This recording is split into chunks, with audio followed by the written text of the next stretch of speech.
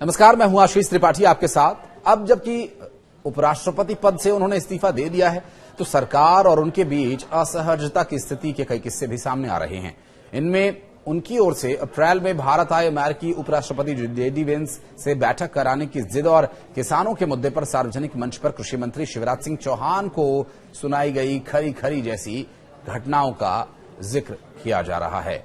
राष्ट्रपति भवन के सूत्रों के मुताबिक सोमवार को धनखड़ करीब 8:30 बजे अचानक राष्ट्रपति भवन पहुंच गए और उन्होंने राष्ट्रपति से मिलने का समय नहीं लिया था और उनके अचानक वहां पहुंच जाने से अफरा तफरी का सा माहौल था। अधिकारियों ने तत्काल इसकी सूचना राष्ट्रपति को दी और उन्हें ऐसे में राष्ट्रपति से मिलने के लिए करीब आधे घंटे तक इंतजार भी करना पड़ा। अब इस मुलाकात में धनखड़ ने तत्काल राष्ट्रपति को अपना इस्तीफा सौंपा और जब तक कुछ वो समझ पाता, जानकारी सोशल मीडिया पर सार्वजनिक हो गई।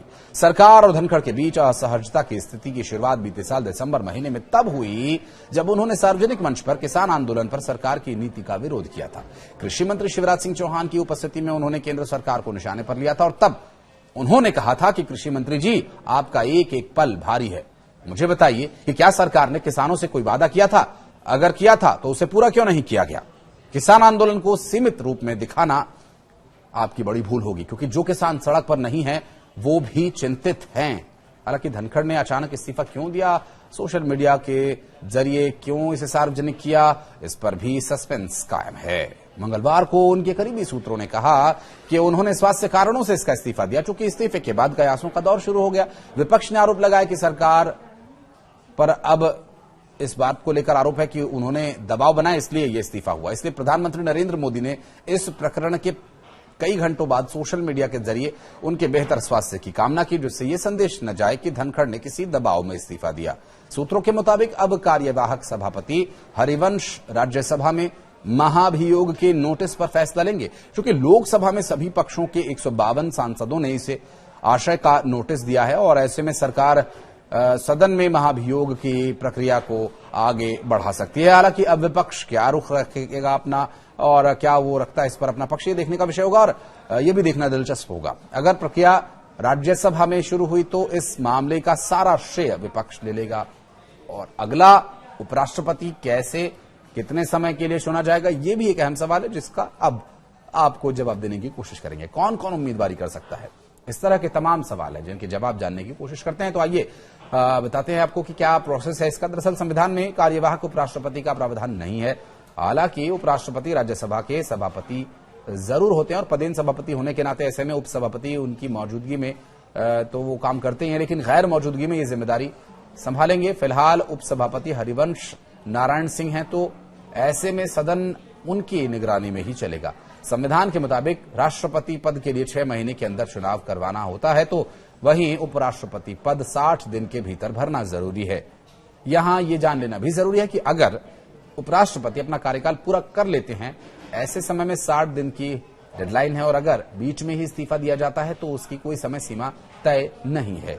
चुनाव की घोषणा चुनाव आयोग करता है। यह चुनाव राष्ट्रपति और उपराष्ट्रपति चुनाव अधिनियम 1952 के तहत आयोजित किया जाता है।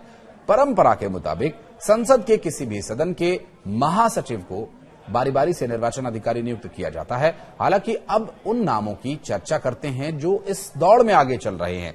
मनोज सिन्हा जो फिलहाल जम्मू कश्मीर के उपराज्यपाल हैं, इनका भी नाम चर्चा में है। रामनाथ ठाकुर जो कि कर्पूरी ठाकुर के पुत्र हैं, वर्तमान सरकार में मंत्री हैं, इनके नाम को लेकर कयास तो लगाए जा रहे थे, लेकिन बीजेपी के सूत्रों से पता यह चला है कि इनके नाम पर तो चर्चा भी नहीं होगी। भारत रत्न जननायक कर्पूरी ठाकुर के बेटे हैं और इसके अलावा कुछ और जो नाम हैं, जिसमें एक बड़ी और खबर वो भी आई, वो भी आपको बताएंगे। लेकिन रामनाथ ठाकुर जो कि राज्यसभा के सांसद भी हैं बीजेपी की तरफ से, और बिहार से एक नाम और भी चर्चा में है, लेकिन अब उसके इस बड़ी खबर के आने के बाद कयास खत्म होते समझे जा रहे हैं। राजनाथ सिंह जो कि देश के रक्षा मंत्री है, घनश्याम तिवारी, अर्जुन राम मेघवाल, वसुंधरा राजे, हरिवंश नारायण सिंह, गुलाब चंद कटारिया, और इस बीच एक बड़ी खबर वो ये आ रही है कि अगला उपराष्ट्रपति भी बीजेपी से ही होगा और इसके लिए एनडीए के सभी दल एकजुट है। प्रधानमंत्री नरेंद्र मोदी के वापस लौटने के लिए इंतजार हो रहा है और उसके बाद इस पर चर्चा होगी और उम्मीदवार का नाम घोषित हो सकता है। रामनाथ ठाकुर पर अटकलें बेबुनियाद कही जा रही हैं, सूत्रों के हवाले से आ रही खबर। इससे पहले ये नाम चर्चा में चल रहे थे, कुछ और नाम चर्चा में थे जो कि बीजेपी से नहीं थे, लेकिन अब जो सूत्रों के हवाले से जानकारी मिल रही वो ये कि अगला उपराष्ट्रपति भी बीजेपी से ही होगा। और अब देखना यह होगा कि अगला उपराष्ट्रपति कौन होता है। भारतीय जनता पार्टी के द्वारा सूत्रों के मुताबिक ये जो जानकारी मिल रही है जिसमें बताया जा रहा है कि उपराष्ट्रपति पद को भरने के लिए भारतीय जनता पार्टी का ही कोई नेता कार्यकर्ता इस पद के लिए चुना जा सकता है। प्रधानमंत्री नरेंद्र मोदी जो कि अभी विदेश दौरे पर हैं, जब वे भारत वापस लौटेंगे तो इस पर निर्णय लिया जाएगा कि उपराष्ट्रपति पद के लिए किसे चुना जाए। तो प्रधानमंत्री नरेंद्र मोदी के भारत वापस लौटने तक अब इस पर जो कयास लगाए जा रहे थे, जो अटकलें चल रही थी, संभवतः उसे विराम देने के लिए भी यह घोषणा हो सकती है या फिर वाकई अगला उपराष्ट्रपति बीजेपी से ही होगा। इस बारे में अगर आप कुछ कहना चाहते हैं तो कमेंट सेक्शन में आपका स्वागत है। आइए और बताइए क्या लगता है आपको। धन्यवाद।